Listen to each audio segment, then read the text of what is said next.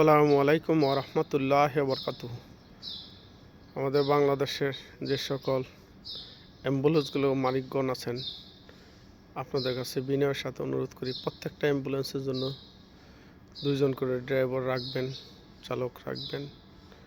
আর যে সকল চালকগণ আছেন, আপনাদেরকে অনুরোধ করতেছি, আপনারা বেপরোয়া অ্যাম্বুলেন্স চালাবেন না, রোগীর ক্ষতি করবেন না। এক রোগী বাঁচাতে যা সড়কের অন্য গাড়ি এবং মানুষের দুর্ঘটনায় পতিত হবেন না।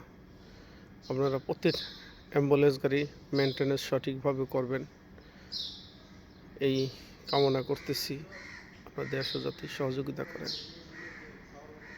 আমার অন্তরস্থল থেকে দোয়া করি প্রত্যেকটা অ্যাম্বুলেন্সের মালিক এবং চালকদের আল্লাহ সহিবুজ দান করে, হেদায়েত দান করেন, পরকালে জান্নাতুল ফেরদাউস দান করেন। আমিন সুম্মা আমিন।